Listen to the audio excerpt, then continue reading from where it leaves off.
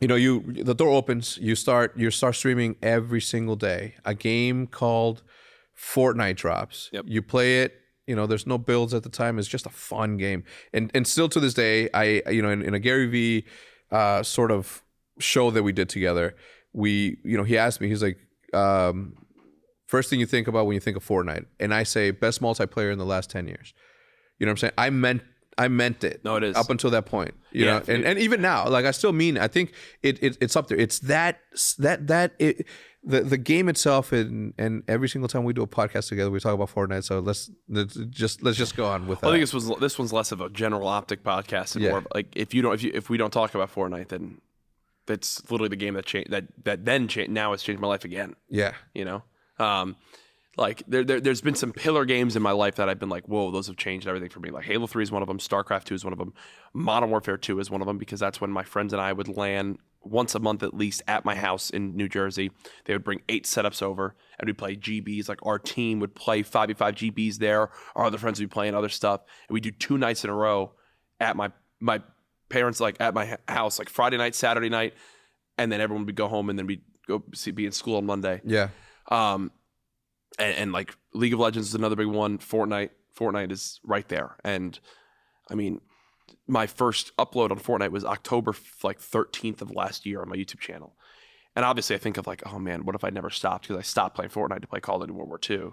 And that was my job. Yeah. But man, like to have what has happened, and the people that I've been able to meet now too, it's just like, it's crazy how like, I can't, like, it doesn't even seem real, sort of thing. With what's happened. Yeah, because I think you were. I don't know when it was that you really started to take off, right? It was. I mean, I could tell you the moments. It was, right around Ninja Vegas was when I casted it for the first time, and that opened like a whole new door there.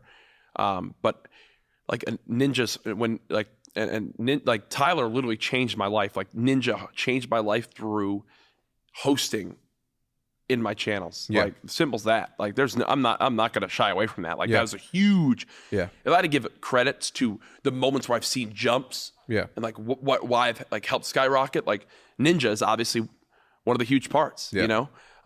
Another big part is my first random duo games with Connor.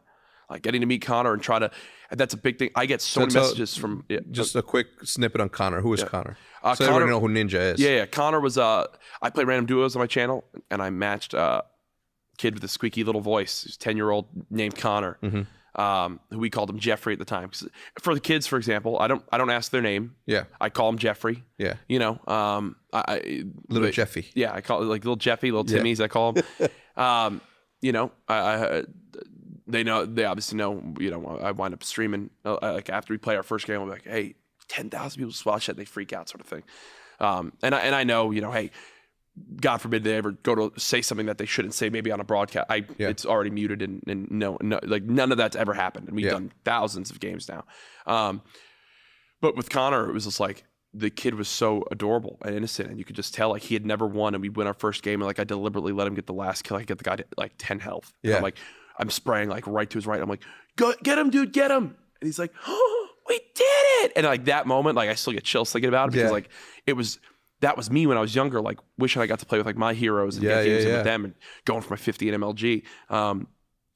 And over time, Connor was able to then play with Wildcat and Marcel and all these other YouTuber people. And it got to a point where I've had conversations with Dad. His dad, we sent him that huge care package, like so much stuff in that. And I spoke with his dad, and his dad was like, "Yeah, I want to make him like his own stuff, because obviously Connor was playing and everything, and we're more than happy to support it." Yeah. Unfortunately, Connor was just banned from Twitch because they have a rule where you have to be 13 to stream. Yeah. How old is Connor? 11. Okay. But I'm wondering if it's it was made. The account was made by his dad. Like, it's a consent-based thing. Like it's not Connor Rogue making something. Yeah. So I'm hoping that we can try to appeal that and get something, because like the only reason he even has an account, and I've been very blunt. I've had real conversations with Connor on stream, but my most real ones when I've spoken to him and then his dad have been off stream via email or through when we hop on a call and I say, here's what you need to never say, never do. You don't accept any of this stuff like that. And His YouTube channel though is like 160 something thousand subscribers now. Is he uploading daily? No, What a lazy little kid. You know what it is? Is these These millennials? kids, Oh, is he not even a millennial? He's like a He's not Z a or something, right? Anyway, so I'm totally joking. Go on. No. So it's so cool to see, like, how he's just built out his own thing. I just saw he played at games with Wildcat, Chap, and Marcel yesterday. Tyler, like all them. So, I'll tell you why. I'll tell you why I love that story. Okay, because I obviously know Connor. I don't know him, but I know the story of Connor. Yep. And how it impacted everything. But it materialized and it made me feel something when I saw your. Was that a rat? No, right? I'm kidding. When I saw your montage and you were surrounded and he came with a hero play and save, bro, like I'm choking up a little bit. That was so sick, dude. When Logan sent me that, because who came up with the concept of the montage, and then we'll get back to it because we're not done with your Ascension. So for my montage, I knew what I wanted. From the Halo days. If you've ever, again, sorry to keep mentioning Halo, but that was my roots. Halo montages are some of the best montages in history, to be blunt. Like there's obviously the Call of Duty sniper montages and the Call of Duty based montages, and then there was the Halo montages. And like the old Halo montages, the Walshy montage, the Halo God, the SK Halo God montage. If you go and watch that, man, it still is crazy to see like him shooting the thing out of the ceiling and the huge thing coming down and slamming it. Dude, it was just, I still think of it wild, sticking the Banshees from halfway across the map. But that was like my inspiration. The straight ripping montage is what I thought of. Like I remember being younger and seeing Snipe down in the Halo 2 montage, or sorry, in the straight ripping montage, because he had just gotten into straight ripping. He was that new guy in the scene. He was the equivalent of like Hook, right? Or young Seth back then, when it was like, this guy is the future. And there's the moment it comes on, one of his main clip parts comes on, and the song starts playing, and it was like the whole, how the music changes, and it like reset the energy of the montage, and the line of the song was like, I remember a year ago I was standing in the crowd waiting for and he's like sniping the best Halo players in the world. Yeah. And literally a year ago, Snipe Down was nobody, but now he's on straight ripping in the biggest Halo 3 montage of all time. And like that moment then still sticks to me, and like I was like, no, that's the feeling I want to give people in this. Yeah. So if you know anything from my stream, I love those epic build-up songs. I have film scores saved on Spotify that I can just go and click when I need an epic moment to set the stage when I'm about to do something crazy, when I give a speech to. So I was like, I want like an epic song like that, and then I love Drake. And you know what? Like I don't care if we didn't make a single dime off the montage. Obviously lost money off it. But I knew I just wanted something that people watched it, they felt an emotion. They thought it was that was dope, and it was arguably up there as one of the best Fortnite montages. Yep. And I wanted an epic cinematic intro. That's what I told him.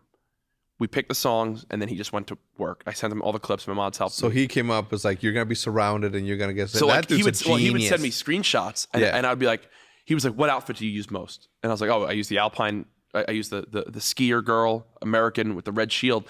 And he like sent me some screenshots and didn't have the red shield on it. He's like, bro, you got to trust me. Like, what do you mean? He's like, you just got to trust me. It'll be there. Yeah. And I'm like, all right. And that's when he then sent me this. He also sent me the screenshot of Connor with the sniper, which is etched Connor in it. And I was like, I didn't know how it worked, like what it would be. And he had a 3D artist go and make the shield, because obviously when she reveals the shield on the ground, that they like have my crown jewel. Yeah. That's not in the game. You can't put the shield on the ground. Of course not, no. So he 3D rendered it. And man, like that whole epic hype moment, the song's like Moon and Sun. It's like an Avengers remix. Yeah. And which I loved even more, because it's just like, doo, doo, doo. It's just epic and big, and it makes you feel crazy. And when I get surrounded and like I look, and the next thing you know, it's like, that payoff of Connor, man, everyone, that was everyone number one moment. It. And I'm more than happy. Like, trust me when I say, like, the joy I feel when the thing people talk about most is Connor saving the day, not my clips. Yeah. That's what I care about. Yeah. I love that feeling. Yeah. People have loved that idea, because it's so, the thing is, it's like there's so many new young gamers in Fortnite, right? Like the crazy thing about the followings that we have is, like, yes, Ninja has 10 million, whatever, or 12 million Twitch followers. But I promise you, there is a legion, a true legion of his fans that literally their parents don't let them have a Twitch account. But they're there. But they're there, and they're watching, you know? And when I go to events and I'm going to a Fortnite event and I'm standing there and next thing you know, like I see a kid and his dad's like, go ahead, say what you want to say. And the kid's like, can I have a picture with you, please? And I'm like, I just said the F word 10 times on my last stream. Like that's the you gotta feeling I fucking feel. stop. Yeah, I do. Well, I do. I'm good on Fortnite. When I get to COD, I'm still COD Jack. Yeah, COD Jack. still pisses me off. Yeah. But no, Fortnite, I'm almost 95% no curses. Yeah. COD, I'm 50-50 still. Sorry, but I'll fix that better. I'll get that better. But yeah. That's